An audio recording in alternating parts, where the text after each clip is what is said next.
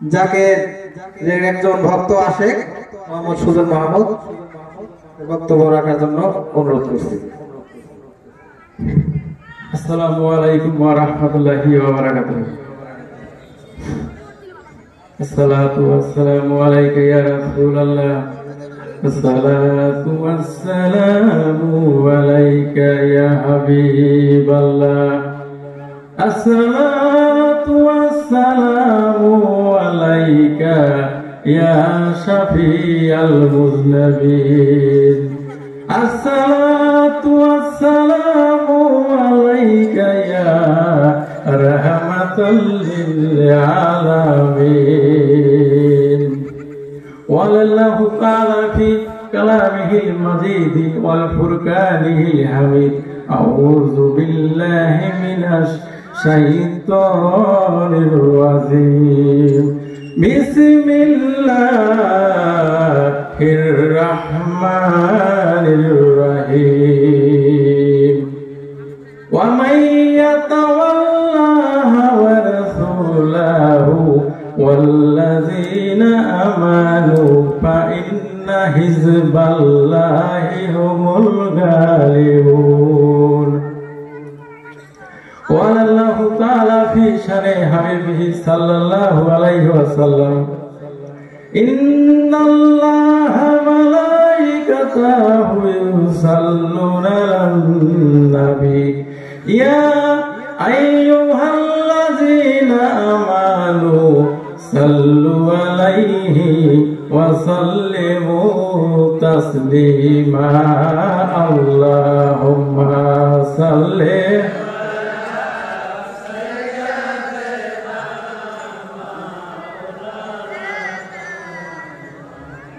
وعلى آل سيدنا مولانا মুহাম্মদ।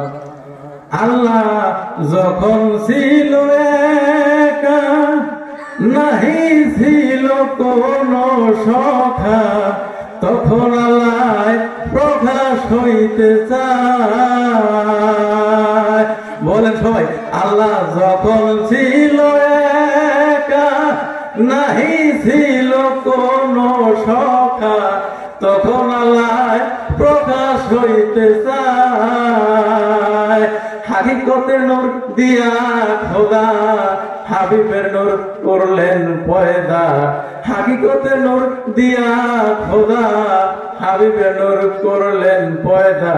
জোশ মারিল এশকের দরিয়ায় রে, সময় যায় পরদরুদ নবী মুস্তাফায়। বলেন পরদরুদ নবী মুস্তাফায় রে, সময় যায় পরদরুদ নবী মুস্তাফায়। আল্লাহুম্মা সাল্লি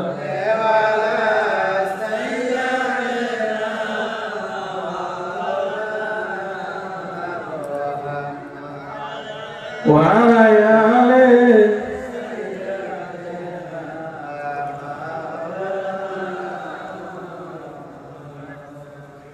বলবেন আমার সাথে সাথে, আয়ে মোহাম্মদ কামলিওয়ালা, আয় রে আমার বুকে আয়। সকলে বলবেন, আয়ে মোহাম্মদ কামলিওয়ালা, আয় রে আমার বুকে আয়। বলেন, আয়ে মোহাম্মদ কামলিওয়ালা, আয় রে আমার বুকে আয়। ওরে ডাকে রে তোর প্রীত দাসে, ডাকে রে তোর দাও মোর কলি যায়। আয় মোহাম্মদ কামলিওয়ালা, আয় রে আমার বুকে আয়। বলেন, আয় মোহাম্মদ, সবাই সবাই,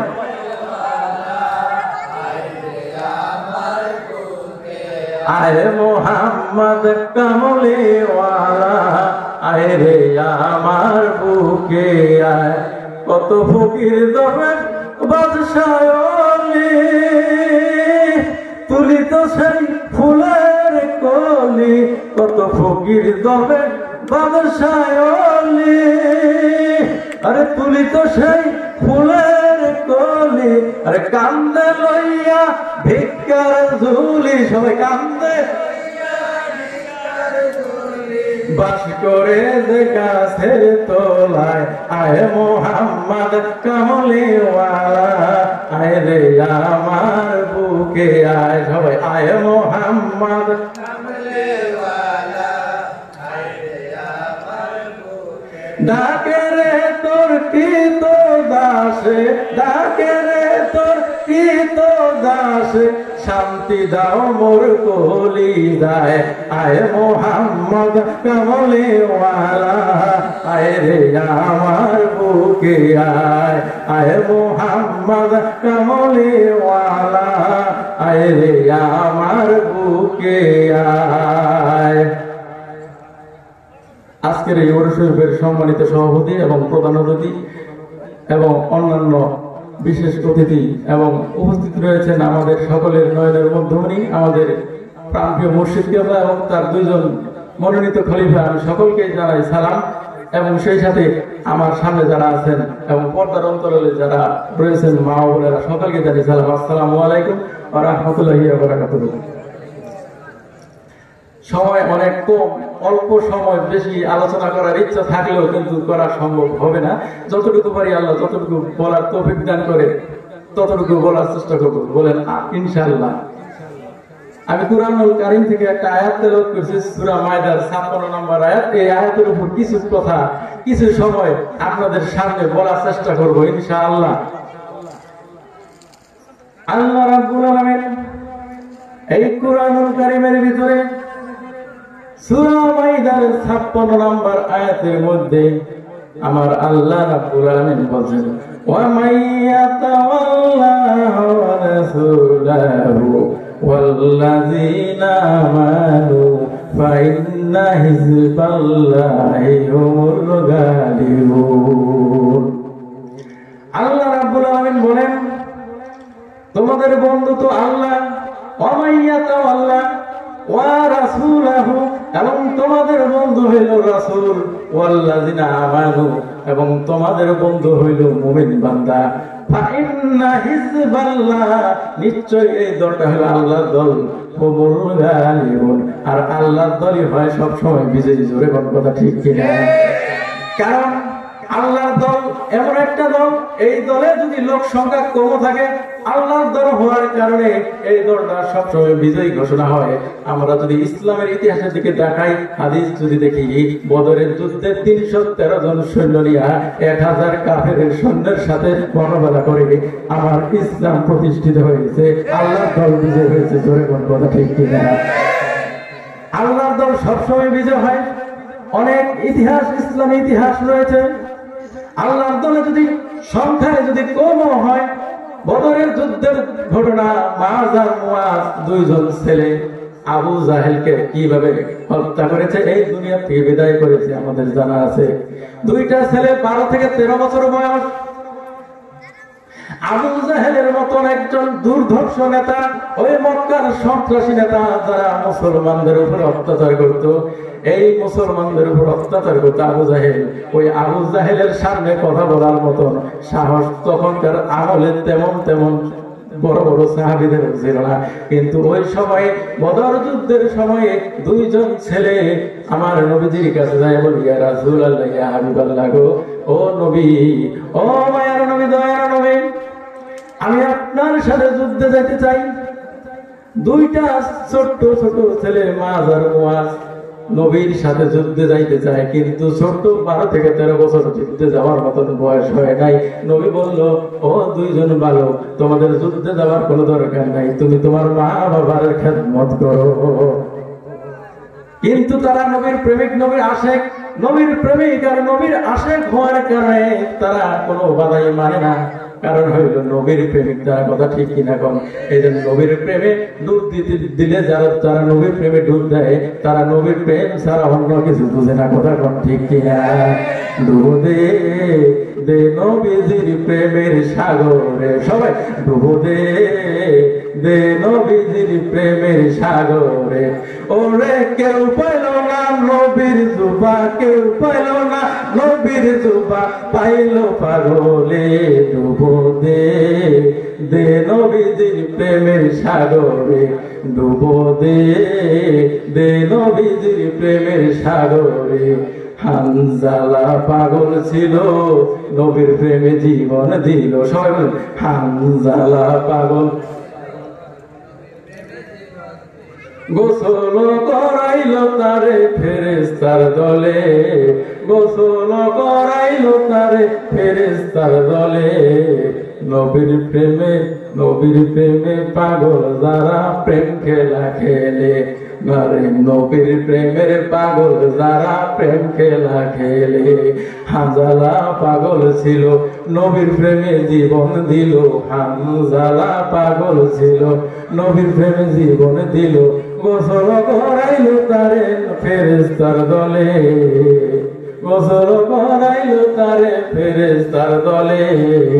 নবীর প্রেমের পাগল যারা প্রেম খেলা খেলে, হায় নবীর প্রেমের পাগল যারা প্রেম খেলা খেলে।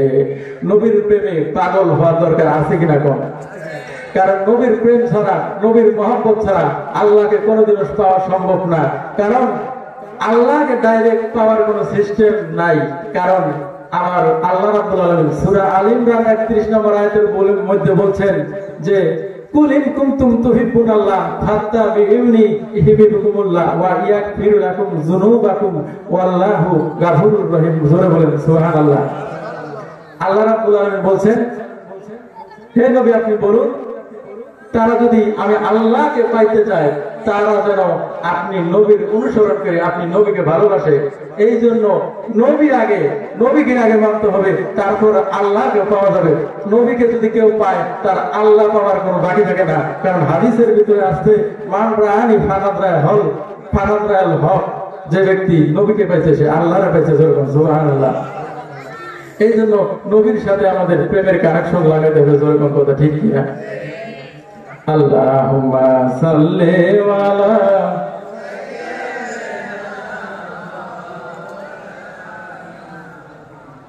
ওয়া আলা আলি সাইয়্যিদিনা মাওলানা মুহাম্মদ। নবীর প্রেমে, নবীর মহব্বতে কেউ যদি নিজের জীবনটাকে কুরবানি করতে পারে ওই লোকটা আল্লাহরে অটোমেটিকলি পেয়ে যাবে। এবং এই নবীর মহব্বত পাইতে গেলে একজন কামেল মোকাম্মেল পীরের সান্নিধ্য অবশ্যই অবশ্যই লাগবে। জোরে কথা ঠিক কিনা? কারণ কামেল পীরের সান্নিধ্য ছাড়া, ওলি আল্লাহর পরশ ছাড়া এই জগতে কেউ আল্লাহর নবীর পায় নাই, এই জগতে কেউ আল্লাহর পায় নাই। আল্লাহ আল্লাহর নবীকে পাইতে গেলে অবশ্যই ওলি আল্লাহর সহবত লাগবে। আমি কুরআনুল কারীম থেকে এই আয়াতটা তেলাওয়াত করেছি যে আল্লাহকে পাইতে গেলে নবী পাইতে হবে এবং নবীকে পাইতে গেলে আল্লাহরে পাইতে হবে। যারা আল্লাহ, নবী এবং রাসূলের সাথে এবং ওলি আল্লাহর সাথে থাকবে ওই দলটাই হাসরের ময়দানে আল্লাহর দল হিসেবে বিবেচিত হবে। আর যারা ওলি আল্লাহকে মানে না, বলে ওলি আল্লাহ আমার কি, পীর মুর্শিদ আমার কি, তার মানে আল্লাহর কথাকে তারা অস্বীকার করতেছে। আল্লাহ বলছে আল্লাহর দল যদি কেউ হইতে চায়, আল্লাহর দলে যদি কেউ ঢুকতে চায় তাহলে তিন ব্যক্তিত্বের সাথে সম্পর্ক রাখতে হবে। একটা হলো আল্লাহর সাথে, দুই নম্বর হলো রাসূলের সাথে, তিন নম্বর হলো ওলি আল্লাহর সাথে। যারা বলে ওলি আল্লাহর দরকার নাই তারা এই আয়াতটার মধ্যে আল্লাহরে মানছে, নবীরে মানছে, ওলি আল্লাহরে না মানার কারণে এই লোকগুলা কাফের হয়ে যাবে। জোরে কোনো কথা ঠিক কিনা? কারণ আল্লাহ রাব্বুল আলামিন বলছেন ওলি আল্লাহদের ব্যাপারে যারা এই তিন ব্যক্তিত্বের সাথে সম্পর্ক রাখবে, আল্লাহ, রাসূল এবং হইল মুমিন বান্দা ওলি আল্লাহ, এই তিন ব্যক্তিত্বের সাথে যারা সম্পর্ক রাখবে এরাই হবে ফাইন্না হিজবাল্লাহ, আল্লাহর দল। আর আল্লাহর দল সবসময় বিজয় হয়। এই জন্য যারা ওলি আল্লাহর সাথে সম্পর্ক রাখতে চায় না, বলে কিসের ওলি আল্লাহ, ওলি আল্লাহর কোনো দরকার নাই, ওলি আল্লাহর বিরোধিতা করে, অনেক কথা বলে, বলে ভণ্ড অমুক তমুক তমুক। কিন্তু কোরআনের ভিতরে অনেক জায়গার ভিতরে ওলি আল্লাহর পক্ষে কথা আছে না নাই? জোরে কোন কথা ঠিক কিনা? ওলি আল্লাহর পক্ষে অনেক কথা রয়েছে। সূরাতুল ফাতিহা সর্বপ্রথম সূরা, যেই সূরাটা আল্লাহ রাব্বুল আলামিন সর্বপ্রথমে দিয়েছেন, এই সূরা ফাতিহার মধ্যে আছে ইহদিনাস সিরাতাল মুস্তাকিম। আমরা প্রত্যেকটা মানুষ যে যেই দলের হুজুরি হই না কেন, আলেম হই না কেন, যে যেই দলেরই মানুষ হই না কেন, প্রত্যেকটা মানুষ নামাজের মধ্যে এই সূরাতুল ফাতিহা তেলাওয়াত করে। আর সূরাতুল ফাতিহা তেলাওয়াতের মধ্যে বলি আমরা সবাই, ইহদিনাস সিরাতাল মুস্তাকিম সিরাতাল্লাযীনা আন'আমতা আলাইহিম। এই সূরাতুল ফাতিহার মধ্যে আমরা বলি ইহদিনাস সিরাতাল মুস্তাকিম, আমাদেরকে আল্লাহকে নামাজের মধ্যে দাঁড়াইয়া আল্লাহর বলতেছি, আল্লাহ গো আমাদেরকে সঠিক এবং সরল পথের সন্ধান দিন। পরের আয়াতে বলতেছি সিরাতাল্লাযীনা আন'আমতা আলাইহিম, ওই সমস্ত লোকের পথ, যেই সমস্ত লোকের পথ, যেই সমস্ত লোকদেরকে তুমি আল্লাহ রাব্বুল আলামিন নিয়ামত প্রদর্শন করেছো, নিয়ামত দিয়েছো, নিয়ামত দিয়েছেন যে সমস্ত লোকদেরকে, ওই সমস্ত লোকের কথা আল্লাহ রাব্বুল আলামিন কোরআনুল কারীমের ভিতরে বলছে। ওই সমস্ত লোকের মধ্যে অন্যতম একটা হইল আল্লাহর ওলি। কারণ আল্লাহ রাব্বুল আলামিন সূরা নিসার 69 নম্বর আয়াতে আল্লাহ রাব্বুল আলামিন বলেন, আনামাল্লাহু আলাইহিম মিনান নাবিয়িনা ওয়াস-সিদ্দিকিনা ওয়াশ-শুহাদা'i ওয়াস-সালিহিন। আল্লাহ রাব্বুল আলামিন কোন মানুষদের উপরে নিয়ামত দিয়েছেন স্পষ্ট করে সূরা নিসার 69 নম্বর আয়াতের মধ্যে আমার আল্লাহ রাব্বুল আলামিন বললেন স্পষ্টভাবে, মিনান নাবিয়িনা, নবীদের পথ হইল আল্লাহর নিয়ামতের পথ। জোরে বল, কথা ঠিক কিনা? কারণ নবী তো এখন নাই, নবীর পরে কারা আছে তাদেরকে দেখতে হবে। আল উলামা ওয়ারাসাতুল আম্বিয়া, ওলামা হইল, আলেমগণ হইল নবীর ওয়ারিস। এইখানে ওই ওহাবি মোল্লারা নবীর ওয়ারিস কখনো হইতে পারে না। কারণ আলেম হইতে গেলে দুই প্রকারের এলেম অবশ্যই লাগবে। এক প্রকারের এলেম হইল শরীয়ত, আরেক প্রকারের এলেম হইল ইলমে মারিফত। আবার অনেকে বলে মারিফতের কথা নাকি কোরআনে নাই, মারিফত আবার কিসের কথা? আমার আল্লাহ রাব্বুল আলামিন কোরআনুল কারীমের ভিতরে বলেন, লিকুল্লিন জাআলনা মিনকুম শারিয়াতাও ওয়া মিনহাজা, আমি তোমাদের জন্য দুইটা পথ নির্ধারণ করে দিয়েছি। একটা পথ হইল শরীয়ত, শারিয়াতাও স্পষ্ট করে বলেছে শরীয়ত। এই জায়গায় ওয়াহাবিরা দুই নম্বরই করার কোনো সুযোগ নাই, কারণ শরীয়তের কথা এই জায়গায় বলে দিছে। আর শরীয়ত বাদে যেটা থাকে ওইটা হইল বাতিনি এলেম, ওইটা হইল মারিফতের এলেম। মিনহাজা শব্দের অর্থ হইল আল্লাহর খাস পথ। আল্লাহর খাস পথ ওই পথ যেই পথে অবলম্বন করবে একমাত্র আল্লাহরে পাওয়া যায়, আর ওইটা হইল ইলমে মারিফতের পথ। জোরে বল, কথা ঠিক কিনা? কারণ ইলমে মারিফতের পথ অর্জন না করলে কখনোই আল্লাহরে পাওয়া সম্ভব না, কথা ঠিক কিনা? আল্লাহ রাব্বুল আলামিন কোরআনুল কারীমের ভিতরেও ইঙ্গিত দিয়েছেন, বলেছেন, হাদিসের ভিতরে আছে মুসা নবীকে খিজির আলাইহিস সালামের কাছে পাঠাইতে বলা হয়েছে, ওয়া আল্লামনাহু মিন লাদুন্না ইলমা, আমি মুসাকে, আমি খিজির আলাইহিস সালামকে আমি ইলমে বাতিন দান করেছি, গুপ্ত ইলমের জ্ঞান দান করেছি। ওই সময় মুসা নবীকে আল্লাহ রাব্বুল আলামিন ঘটনাক্রমে মুসা নবী একদিন বনি ইসরায়েলের লোকের সামনে আলোচনা করতেছিল। এক লোক ওইটা দাঁড়ায়, ও বিশ্বের নবী, বর্তমান সময়ে সবচেয়ে জ্ঞানী কে? মুসা নবী বলে, আমি হইলাম জ্ঞানী, আল্লাহর কাছে সহ্য হয় নাই। আল্লাহ বলে, তোমার চাইতে বড় জ্ঞানী হইল, যাও আমি তোমার বইলা দিলাম, ওই জায়গায় যাও। যাইতে যাইতে খিজির আলাইহিস সালামের কাছে গেছে। ওই খিজির আলাইহিস সালাম হইল আল্লাহ রাব্বুল আলামিন ওই খিজির আলাইহিস সালামকে মুসা নবীর কাছে পাঠাইছে বাতিনি ইলম অর্জন করার জন্য। কথা ঠিক কিনা কর? এই কথা কোরআনে আছে, হাদিসের ভিতরে আছে। কোন মানুষ, কোন আলেম অস্বীকার করার মতন ক্ষমতা নাই। এই জায়গার ভিতরে খিজির আলাইহিস সালামের কাছে মুসা নবীকে কেন পাঠানো হয়েছে? এর একটাই কারণ হইল, মুসা নবীকে কিছু ইলমে মারিফতের, ইলমের তত্ত্বের কথা জানানোর জন্য পাঠানো হয়েছে। লম্বা হাদিস সংক্ষেপে বলতেছি, মুসা নবীকে পাঠানো হয়েছে খিজির আলাইহিস সালামের কাছে। খিজির আলাইহিস সালাম তিনটা কাজ তখন করছিল। ওই তিনটা কাজ ছিল শরীয়ত বিরোধী কাজ। কারণ ওই খিজির আলাইহিস সালাম একটা মানুষকে হত্যা করেছে। হাদিসের কথা অস্বীকার করার কোনো কায়দা নাই। একটা মানুষকে খিজির আলাইহিস সালাম হত্যা করছে। দুই নাম্বার, তিনি নৌকা দিয়ে যাচ্ছেন মুসা নবীকে সাথে নিয়ে। মুসা নবী এবং খিজির আলাইহিস সালাম দুইজনে পার হইল। পার হওয়ার পরে ওই নৌকাওয়ালা তার কাছ থেকে কোনো টাকা নিল না, অথচ খিজির আলাইহিস সালাম তার নৌকাটাকে দিলেন ভাঙ্গা। বলেন কাজটা খারাপ করলো না ভালো করলো? ওর উপকার করলো, খিজির আলাইহিস সালামের উপকার করলো, কিন্তু যাওয়ার সময় নৌকাটাকে ভেঙে দিল। এটা তো খারাপ কাজ, খারাপ কাজ। তারপর আল্লাহ কয় এটাই ভালো কাজ, কারণ এর ভিতরে অবশ্যই রহস্য আছে। আমি খিজিরকে এলমে মারামত দান করেছি। আরেকটা হইলো চাইতেছে রাস্তা দিয়ে, এক ছেলে রাস্তায় খেলা করতেছে, হঠাৎ করে তাকে ধরে মেরে ফেলেছে। শরীয়তে সম্পূর্ণরূপে নিষেধ, কিন্তু হাদিসের মধ্যে আসছে আল্লাহ এটারে অবশ্যই অবশ্যই জায়েজ করে দিয়েছে।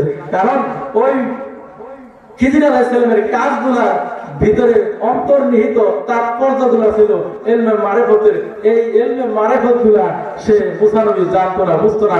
বর্তমান সময়ে কিছু কিছু কাজ আছে ওলি আল্লাহদের দ্বারা হয়, এই কাজগুলা দেখা অনেকেই কয় এগুলো ভণ্ড।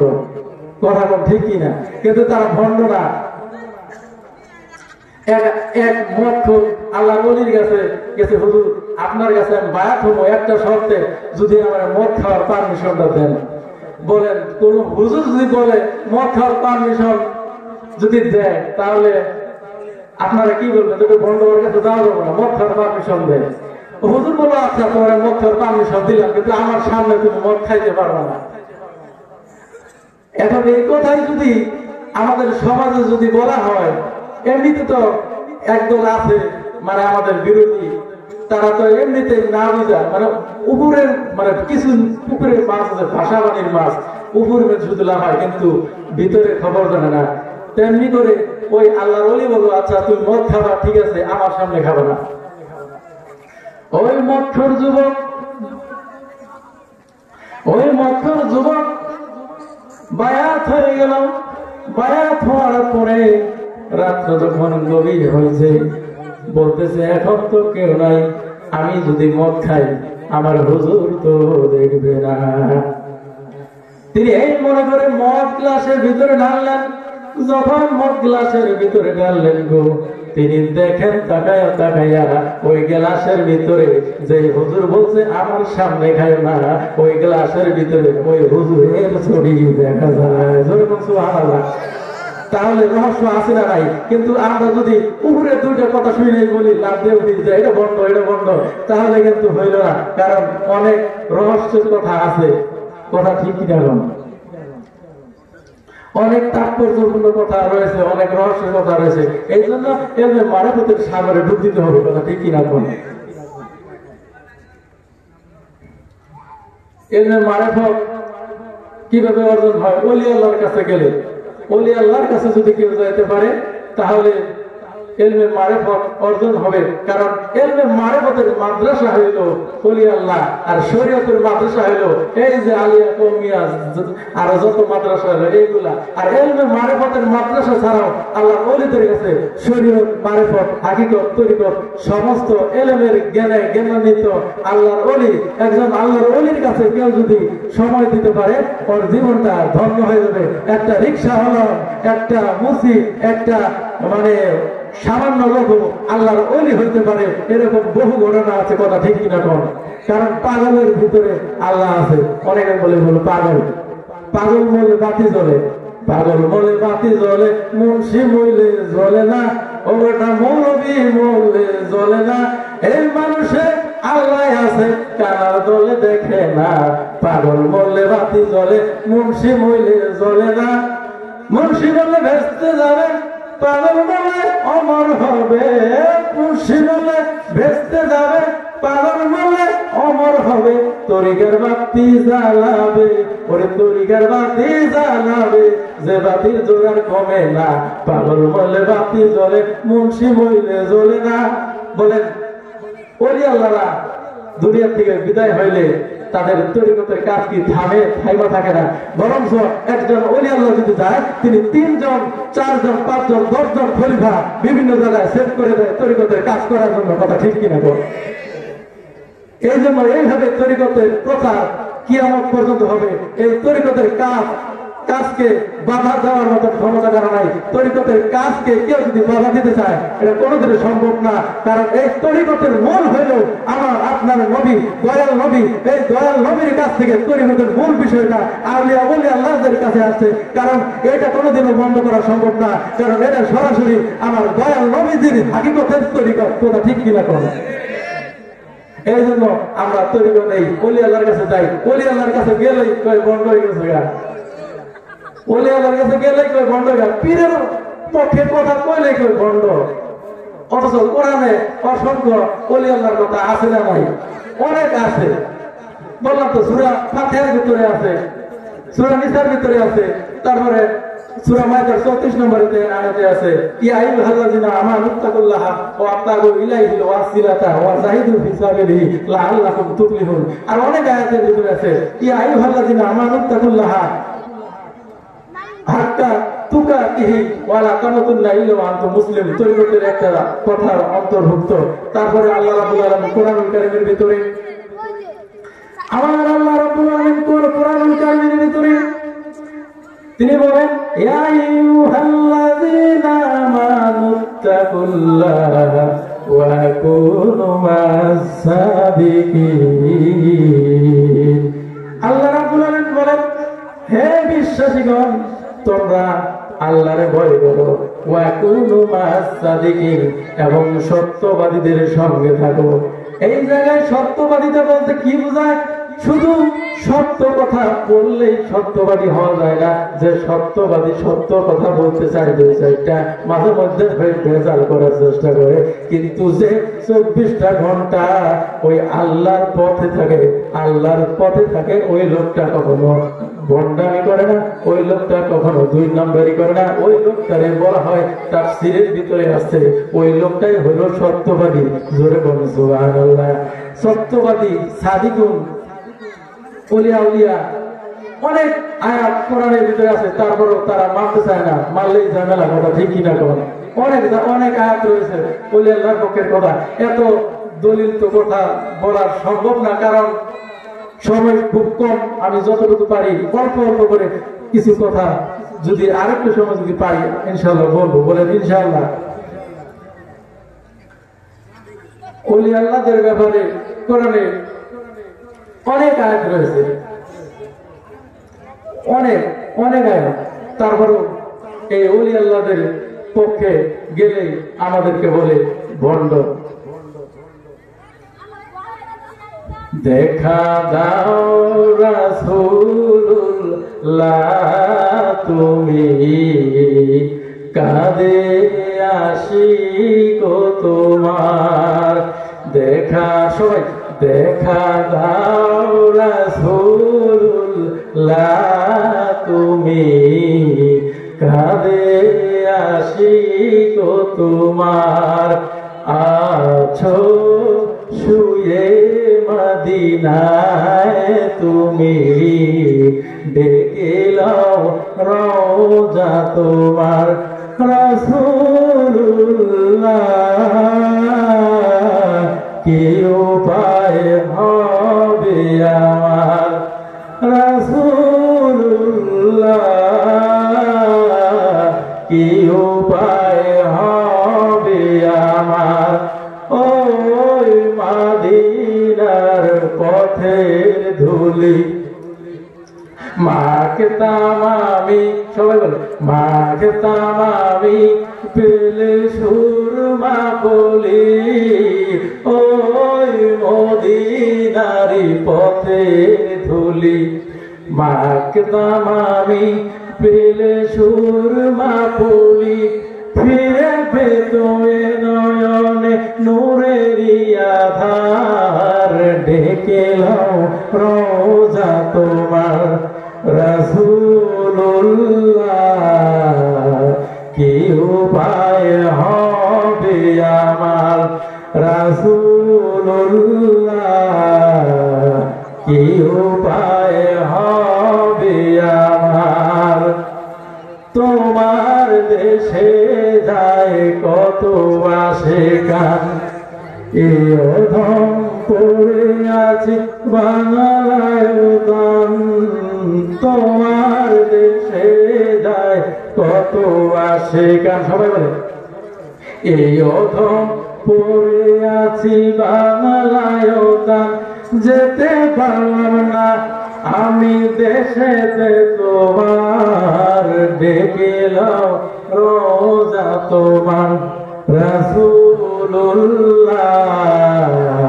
কি উপায় হবে আমার রাসূলুল্লাহ কি উপায় হবে আমার বলেন আমরা নবীকে দেখতে চাই কিনা নবীকে যদি একবার কেউ দেখতে পারে তার জন্য জাহান্নামের আগুন হারাম কথা ঠিক কিনা কোন এই জন্য নবীকে দেখার চেষ্টা আমাদের করতে হবে কিভাবে ওলি আল্লাহর মাধ্যমে ওলি আল্লাহ হলো নবী দেখার আয়না কথা ঠিক কিনা কোন নবীকে যদি কেউ যদি দেখতে পারে নবীকে কি দেখা সম্ভব এই যুগে অবশ্যই সম্ভব কারণ জালালউদ্দিন সুয়ুতী নবীকে ৭৫ বার দেখেছে জোরে বল সুবহানাল্লাহ শুধু তাই না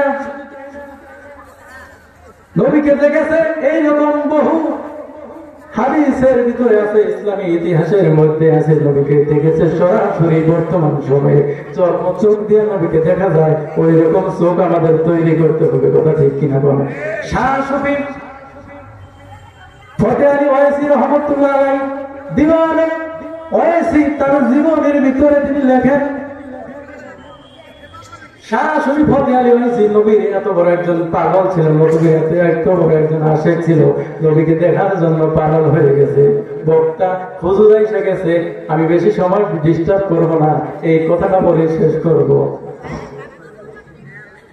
শাহ সুফি ফতেহ আলী ওয়াইসি রহমাতুল্লাহ আলাইহি নবীকে দেখার জন্য অনেক পাগল প্রায় হয়ে গেছে নবীকে কিভাবে দেখা যায় নবীকে কিভাবে পাওয়া যায় ওই শাহ সুফি ফতেহ আলী ওয়াইসিকে রাসূলি নামা ওলি বলা হয় যে ওলি সব সময় নবীর ইচ্ছা করলেই মনের মধ্যে খেয়াল আসলেই নবীর দেখতে পাইতো ওই লোকটারে বলা হয় রাসূলি নামা ওই রাসূলি নামা ওলি শাহ সুফি ফতেহ আলী ওয়াইসি রাহমাতুল্লাহ আলাইহি একদিন একটা প্ল্যান করলে নবীর প্রেমে পাগল হইয়া সে কান্দে রাস্তায় ঘুরে নবীর প্রেমে পাগল হইয়া সে কান্দে আর নবীর ডাকে আমি ডাকি তোরে নিরালায় আমি ডাকি তোরে নিরালায় দয়াল আয় রে এ আয় নবী আয় রে এ আয় ওই আমি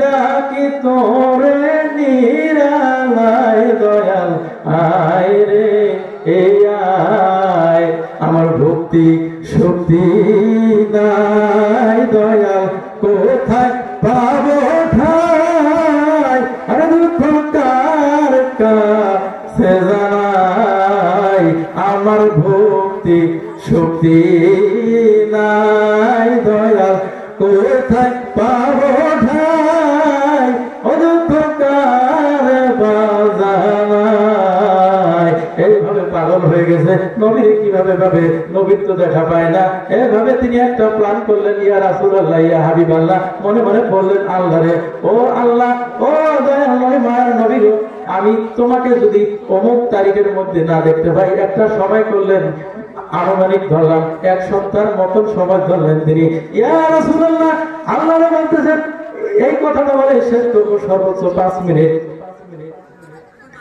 ইয়া রাসূলুল্লাহ ইয়া হাবিবাল্লাহ গো আপনারে কিভাবে দেখতে পাবো কিভাবে আমি আপনারে দেখতে পাবো এই থাকলাম কি করলেন প্রোগ্রাম করলেন আমি যদি আপনাকে যদি 7 দিনের মধ্যে যদি দেখতে পাই তাহলে তো দেখলাম আমার এই হৃদয় ধন্য হইল আর 7 দিনের বেশি হইলে আমি ওয়াইসি আত্মহত্যা করে জীবন দিব নবীর প্রেমে জোরে বলুন সুবহানাল্লাহ নবীর প্রেমে জীবন দিলে লস না লাভ নবীর প্রেমে জীবন দিয়ে অনেকে আল্লাহর হয়ে গেছে হানজালারে ফেরেশতারা গোসল করাইছে নবীর মহব্বতে জীবন দেওয়ার কারণে কথা ঠিক কিনা কর তিনি এইভাবে প্ল্যান করলেন 1 সপ্তাহ সময় নিলেন এভাবে দিন যায় কিন্তু নবীর দেখা পায় না একদিন 2 দিন 3 দিন করে 7 দিন শেষ দিনের দিনে তিনি নবীর দেখা পায় না শেষবারের মতন বলে ও মায়ার নবী দয়ার নবী গো একটা বার যদি তুমি আমার সামনে আসতা আমি তোমার দেখা আমার কলিজারে ঠান্ডা করতাম কিন্তু নবীর দেখা ওই ফতেহ আলী ওয়াইসি পায় না শেষ দিন সন্ধ্যা হয়ে গেছে, রাত্রের বেলা তার ওয়াদা ছিল, আল্লাহ আমি যদি তোমার নবীকে তোমাকে না পাই, না দেখতে পাই, আমি পয়েছি জীবন দিব। এই জন্য তিনি সন্ধ্যা করিয়া যখন রাত্র হইল, নিরিবিলি নির্জনে যাইয়া সমুদ্রের কিনারে গেলেন। সমুদ্রের কিনারে যাইয়া ইয়া রাসূলুল্লাহ কান্দে, ইয়া হাবিবাল্লাহ বলে বলে কান্দে। ও মায়ার নবী, একবার তুমি দেখা দিলাম না, তোমার এই আশিক কান্দে, তুমি খোঁজ নিলা না। আমার নবী জন্য এত আশেক হয়ে গেছে, তিনি যখন শেষ সময় কান্নাকাটি করে, হায় মোহাম্মদ কামলেওয়ালা, হায় রে আমার বুকে আয়, এভাবে কান্নাকাটি যখন করে, তাও নবীর দেখা পায় না। সর্বশেষ ফতেহ হয়েছি, তিনি সমুদ্রের ভিতরে ঝাঁপ দিবেন, কারণ নবীর দেখা পায় নাই, ফতেহ হয়েছি। এইবার নবীর প্রেমে পাগল হইয়া ওই সমুদ্রের মধ্যে যখন ঝাঁপ দিবে রে, ওই সময় পিছন দিক থেকে তাকাইয়া দেখে কে যেন মায়ার সুরে, দয়ার সুরে ডাকে, ও ফতেহ হয়েছে, সমুদ্রের ভিতরে ঝাঁপ দিস না, দেখ আমি নবী তোর সামনে হাজির হইয়া গেছি। জোরে বলুন সুবহানাল্লাহ। এই জন্য চক্ষেও নবীর প্রেমে পাগল হইলে নবীর এই জন্মে দেখা যায়। অনেক ইতিহাস রয়েছে। আব্দুল কাদের জিলানী রহমতুল্লাহ আলাইহি নবীর রওজা শরীফে যাইয়া বলে, ইয়া রাসূলুল্লাহ, ইয়া হাবিবাল্লাহ, আমি যখন বাগদাদ শরীফে থাকতাম, ও আল্লাহর নবী, আমি আমার এই হৃদয়টারে আপনার রওজায় পাঠাইয়া দিতাম, আমার এই হৃদয় আপনার রওজাটারে চুম্বন করে যত্ন হইত। ও মায়ের নবী, দয়ার নবী, আজকে আমি সরাসরি আপনার রওজায় আসছি। ও মায়ের নবী, আমার নৈরাশ কইরেন না, আজকে সরাসরি যাইতে আসছি, আমার একটাবার দিদার দিয়ে আমার ধন্য করেন। ওই সময় নবীজি ওই আব্দুল কাদের জিলানী রহমতুল্লাহ আলাইহিকে ওই রওজা শরীফ থেকে হাত মোবারক বাড়ি করে দিলেন। আব্দুল কাদের জিলানী নবীর সাথে হাত মুসাফা করিলেন, ওই জায়গাতে বিদায় হইলেন। শুধু তাই না, এরকম অনেক ঘটনা আছে, এরকম অনেক নবীর প্রেমের ঘটনা আছে। ধরে কোন কথা ঠিক কিনা? লম্বা সময় যেহেতু নাই, হুজুর আইসা গেছে, আর কি আলোচনা করবো, হুজুর তো এসে গেছে।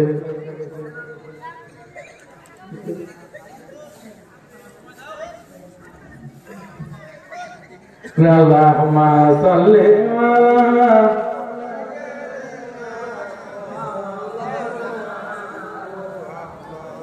নবীর প্রেমে পাগল হইলে কেমন মর্যাদা হয়, নবীর প্রেম কেমন একটু শুনেন।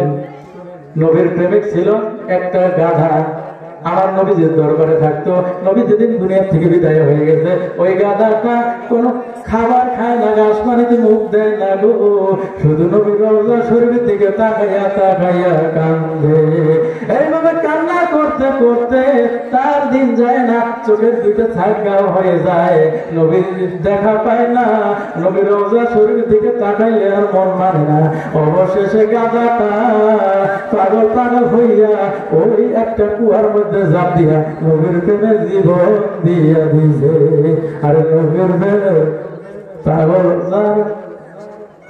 আচ্ছা, যেহেতু হুজুর এসে গেছে, আর কথা বলবো না ইনশাআল্লাহ। আসসালামু আলাইকুম ওয়া রাহমাতুল্লাহি ওয়া বারাকাতুহু।